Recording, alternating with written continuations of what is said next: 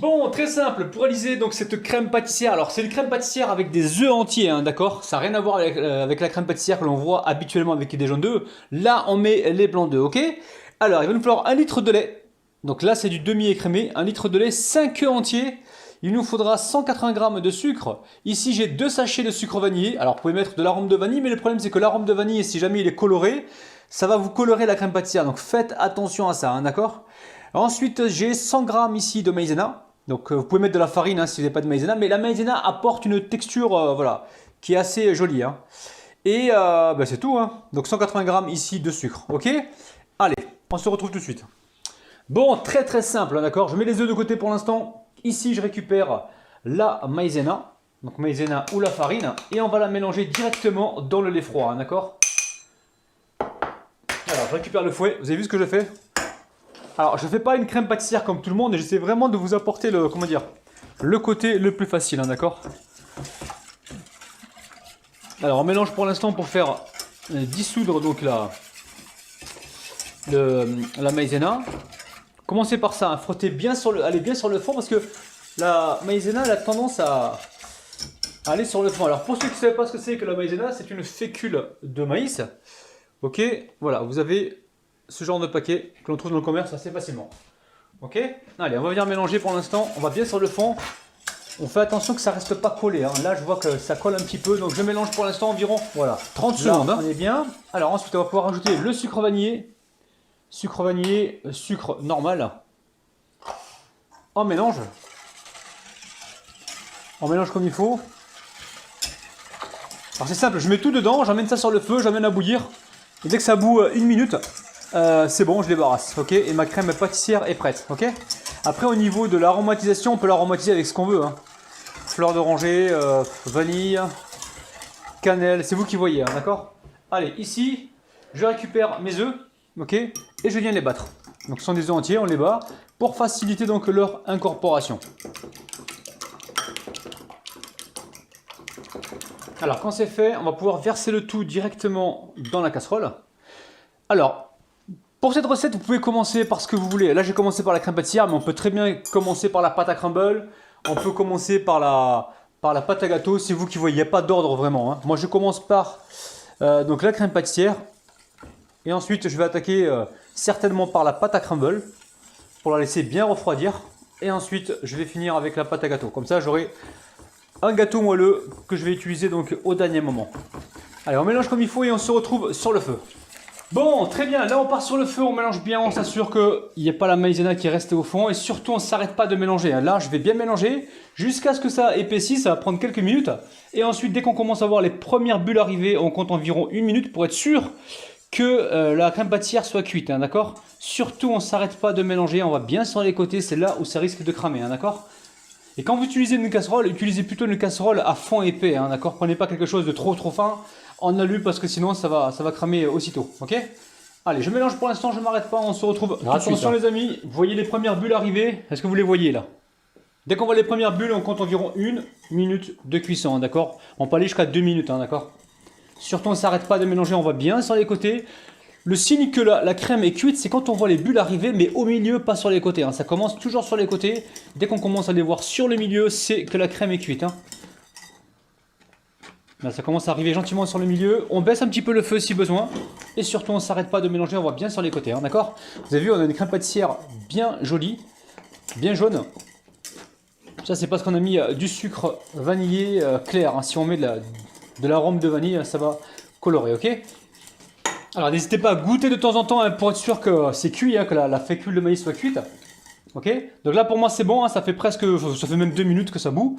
On va débarrasser ça tout de suite. Hein. On se retrouve donc sur le plan de travail. Je verse tout dans un saladier.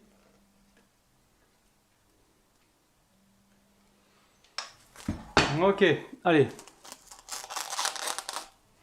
Donc là je mets un film plastique dessus hein, et je recouvre au contact, hein, d'accord? Alors là, j'ai fait un gâteau pour pas mal de personnes. Hein. Vous pouvez diviser les quantités par 2 hein, dans la recette, dans les ingrédients que je vais vous proposer. Hein, si vous êtes moins nombreux, d'accord? Là, je vais faire un gâteau qui est assez conséquent. Hein. Peut-être allez, pour 10 personnes, on va dire, même plus, hein, d'accord? Ok, on met ça de côté, on laisse refroidir et on passe tout de suite à la recette du gâteau, non, du crumble, pardon, du crumble. Alors, pour réaliser la pâte à crumble, hein, il va nous falloir donc 90 g de farine, 90 g de sucre, 90 g de poudre d'amande, une pincée de sel et 90 g de beurre. Après, on verra au niveau de la pâte, des fois, il y a des farines qui absorbent plus que d'autres, on va peut-être en rajouter un petit peu si besoin. Pour l'instant, on part sur ces quantités. Bon, on réalise la pâte à crumble, c'est simple, on met la poudre d'amande, en fait c'est simple, on met tout dans le saladier et on mélange, d'accord?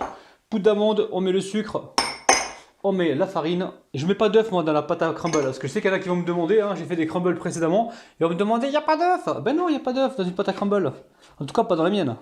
Donc là je mélange les ingrédients secs, on va pouvoir y ajouter le sel, on va le mettre maintenant, sinon on va oublier.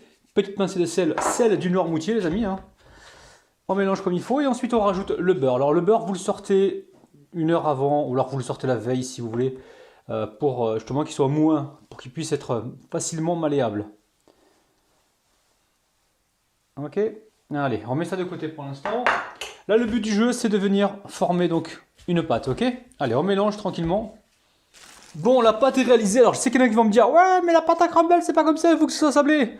Ne t'inquiète pas, c'est sablé, hein, c'est une pâte à crumble qui tient dans la main, les amis, ok?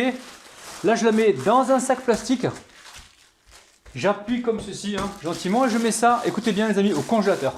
Au congélateur pendant environ 30 minutes. Vous pouvez la mettre au frigo hein, si vous voulez, il faut qu'elle soit bien froide, parce qu'on va la râper tout à l'heure, d'accord? On va la passer à la râpe. Donc au congélateur pendant environ 30 minutes, sinon vous le faites, vous le mettez au frigo, ouais, au réfrigérateur, au frigo, jusqu'à 2 heures pour que ça refroidisse comme il faut, ok? Allez, bon, pour réaliser le gâteau, hein, la base, il va nous falloir 230 g de farine, 150 ml de lait ou 15 centilitres de lait ou 150 g de lait, ok? 100 g d'huile, 100 g de sucre, 3 œufs entiers, 12 g de levure chimique, un sachet de sucre vanillé et une pincée de sel. Okay. Très simple, dans le saladier ici, je mets le sucre. On va rajouter ici le sucre vanillé. Je vais mettre les œufs et je vais battre pendant environ 1 minute. Il faut vraiment que ça double de volume. Il faut que ça gonfle en fait, que ça blanchisse, ok? Allez, à tout de suite. Ok, donc là ça fait environ 1 minute. Alors ensuite, qu'est-ce qu'on fait? On récupère le fouet manuel, pas le fouet des manuels, arrêtez vos conneries là. Hein. Ici on met l'huile, ok? Pendant qu'on y pense, on va y mettre la petite pincée de sel qui va bien. On mélange dans un premier temps. Et on va pouvoir rajouter ici le lait. Alors le lait, si vous n'avez pas de lait, vous mettez du jus d'orange, ça marche. Dans le pire des cas, vous mettez de l'eau, ça marche aussi. Hein. Il faut un liquide. Hein. De l'eau, ça marche très bien. Sinon, jus de pomme, jus d'orange, lait, c'est possible. Allez, on va venir ici tamiser la farine et la levure chimique. Donc la levure chimique, je vous rappelle qu'elle est au-dessus là. Il y a 12 grammes, entre 10 et 12 grammes, d'accord? Ok, là je tamise pour l'instant. Et n'oubliez pas de préchauffer le four à 175 degrés. Hein. 175 ou 170 degrés, hein, ça marche aussi. Pour le temps de cuisson, ça dépend des fours, hein, ça peut prendre entre 20 et 30 minutes. Faut surveiller. Hein. Quand vous plantez la lame d'un couteau dans le gâteau, hein, et que la lame ressort sèche, c'est que le gâteau est cuit. Hein. Donc surveillez bien de votre côté. Je ne connais pas votre four. Allez, ici on mélange pour obtenir une pâte homogène. Bon, vous récupérez ici un plat à gratin. D'accord, donc arrangez-vous pour que la taille, voilà, ce soit pas trop fin, trop petit ou trop grand. Hein. Essayez de gérer de votre côté. Donc là, je l'ai beurré, hein, juste beurré. Et je verse ma pâte à l'intérieur. Hein, d'accord. Donc le four, encore une fois, il est en train de préchauffer donc à 175 degrés ou 170 degrés. Hein, ça dépend de la puissance de votre four. Et je pense qu'on est parti, comme je vous ai dit, pour une cuisson d'environ entre 20, 25 et 30 minutes. Ok, on surveille. On se retrouve tout de suite. Allez, direction le four. À tout à l'heure. Alors le gâteau il a cuit au bout de 25 minutes, hein, d'accord, à 170 degrés. J'ai rebaissé un petit peu. N'hésitez pas, faites attention de ne pas trop colorer votre gâteau parce qu'il va repasser une seconde fois dans le four, hein, d'accord. Donc là pour l'instant, je le laisse refroidir. Il faut qu'il refroidisse complètement avant de mettre la crème pâtissière et la pâte à crumble. Si vous mettez la crème pâtissière maintenant et que vous mettez la pâte à crumble, le gâteau il est chaud, il va continuer de cuire en fait. Vous voyez ce que je veux dire? Par contre, si le gâteau refroidit et que vous mettez la crème pâtissière et le crumble par-dessus, le temps que le gâteau chauffe, la partie du dessus, comme on va la râper finement, elle va cuire, comment dire, elle va pas surcuire. Enfin, le gâteau du dessous ne va pas surcuire, ok? Suivez bien ce que je vous dis, ok? Donc là, on laisse complètement refroidir. On va certainement couper un petit peu le dessus. Déposer tout à l'heure la crème pâtissière, râper par-dessus donc le crumble et mettre ça au four pour colorer le dessus, ok? À tout de suite. Alors, j'ai tenté de le démouler, je suis pas arrivé les amis, pourquoi? Parce que j'ai pas mis de farine au fond et j'ai mis que du beurre en fait. Si vous voulez le démouler, mettez bien une feuille de papier cuisson avec beurré dessus pour pouvoir le démouler. Mais bon, il n'y a pas forcément besoin de le démouler. Nous, on va juste enlever cette partie supérieure, hein, d'accord? La partie supérieure, on va se débrouiller un petit peu, on veut quelque chose de plat, ok? Donc là, je fais rentrer mon couteau comme ceci et j'essaie d'avoir quelque chose de plat, ok? On enlève le dessus, ne vous inquiétez pas, il y a toujours des gourmands qui vont venir consommer ça, ok? Et on essaie d'être le plus droit possible, d'accord? On prend son temps, ok?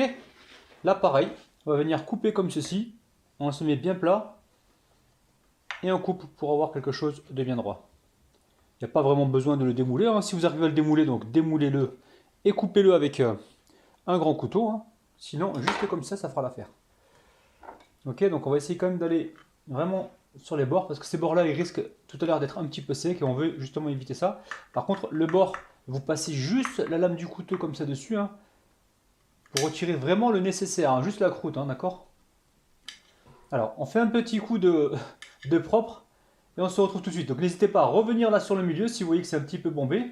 Ok, et on retire un petit peu de biscuit dessus. Pourquoi on fait ça? Pour avoir justement quelque chose de bien droit. Vous n'êtes pas obligé de le faire, mais à la découpe, ça sera quand même plus intéressant d'avoir quelque chose de bien droit. Ok, donc là mon gâteau il est un petit peu tiède, attendez qu'il refroidisse.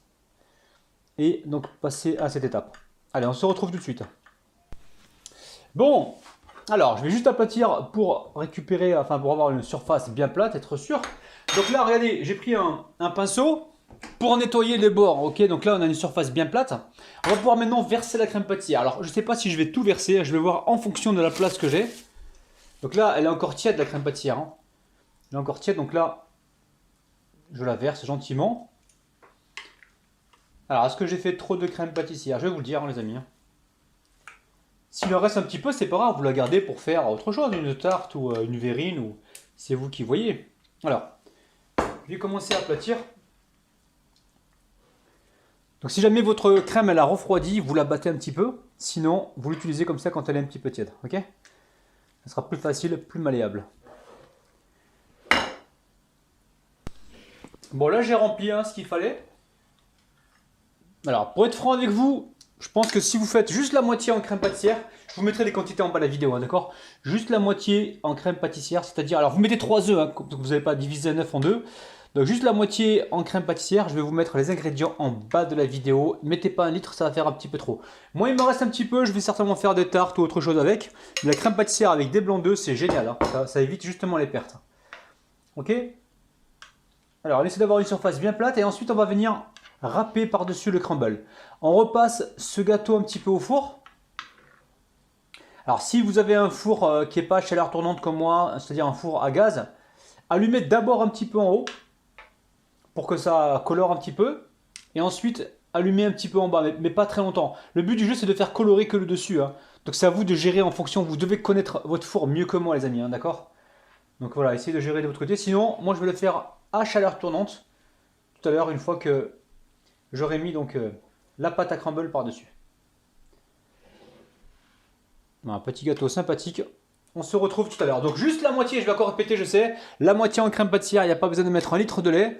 Vous mettez un demi-litre de lait et vous divisez donc tout en deux. Ok? A tout de suite, hein. Alors après une demi-heure, je sors ma pâte à crumble. Et je vais venir la râper ici, hein, d'accord? Je vais râper ma pâte à crumble sur la crème pâtissière, ok? Allez. Vous avez vu ou pas? Est-ce que vous voyez les amis? Vous voyez la pâte qui tombe? Alors je sais pas si je vais tout utiliser comme pâte, mais après c'est pas grave, si vous en reste, vous le mettez au congélateur, vous refaites un gâteau dans la semaine comme ça, un petit gâteau, vous allez voir ça va vous plaire. Et ensuite vous râpez donc votre pâte à crumble comme je fais là. Ok? J'aurais dû peut-être prendre un moule un peu plus grand, c'est peut-être pour ça aussi, hein.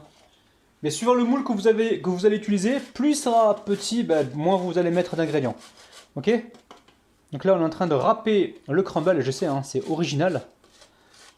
On râpe la pâte et on se retrouve tout de suite. Bon, ensuite, vous essuyez comme ça le contour, ok? Alors, regardez, regardez les amis, regardez. Là, j'ai utilisé un... Je vais essayer de voir si je peux le mesurer. Ok. J'ai utilisé un plat gratin qui fait... Alors, qui fait 20 cm de largeur et qui fait 30 cm de longueur. Si vous utilisez donc un plat plus grand, vous allez pouvoir tout caser dedans, hein, d'accord? Donc là, regardez, il me reste de la crème pâtissière. Je vais l'utiliser pour autre chose. Pour l'instant, je vais la recouvrir d'un papier film pour éviter qu'elle ne croûte, ok? Et ici, il me reste un petit peu de pâte à crumble. La pâte à crumble, c'est pas un problème. Vous la mettez dans un sac comme ça, direction le congélateur et vous l'utilisez quand vous en avez besoin. D'accord? Donc il n'y a pas de perte, ne vous inquiétez pas. Après, rien ne vous empêche de refaire ce genre de recette en mettant à l'intérieur des framboises ou autre chose. Ok? Et de refaire donc une deuxième série de gâteaux de ce genre. Ok? Alors, le four il est en train de préchauffer maintenant à 175 degrés. Ok? Et je vais le mettre au four jusqu'à ce que le dessus gratine. Ok? On garde une surveillance pour pas que ça cuise de trop en bas. Si jamais vous avez la position grill, dans ce cas-là, vous éteignez donc la chaleur tournante ou le bas du four et vous laissez juste là-haut pour que ça gratine un petit peu, ok? Allez, à tout de suite. Là. À tout à l'heure. Bon, au bout de 15 minutes environ, hein, ça a gratiné, donc faites attention de votre côté. Moi, ce que je vais vous conseiller, c'est de râper donc, le crumble sur le plat, d'accord? Et laissez peut-être 5-10 minutes pour que ça décongèle un petit peu et mettez ça au four. Ok, pour que ça colore assez rapidement. Là, je viens de chauffer légèrement mon couteau. Je vais passer un petit peu sur le contour. Alors vous le chauffez légèrement le couteau et je l'ai passé un petit peu sur le gaz. Ok, allez, on vient essuyer ici. Attendez, je vais cadrer mieux que ça. Et on va se couper une jolie part. Donc là je vais couper ici. Oh là là là là là, c'est magnifique. Je ne l'ai pas mis au frigo, hein, c'est resté à température. Oh là là, c'est super moelleux, c'est dinguissime. On va essayer de sortir la première part. Alors généralement la première part c'est celle qu'on abîme le plus souvent.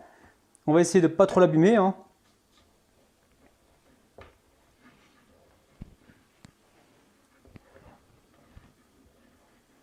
Vous êtes prêts les amis? 1, 2, 3, regardez-moi ça. Allez, 1, 2, 3. Waouh! Oh, oh, oh, vous avez vu? C'est dingue! On a ici donc le gâteau super moelleux. Ici, on a la crème pâtissière aux œufs entiers. C'est vraiment un appareil à flanc. Et dessus, on a le crumble. C'est dinguissime, dinguissime. Alors, on va faire une mini dégustation. Regardez-moi ça. C'est dingue. C'est magnifique. Alors, regardez-moi ça. Oh là là là. C'est magique. C'est magique. Regardez. C'est dingue. Allez, bismillah, c'est parti.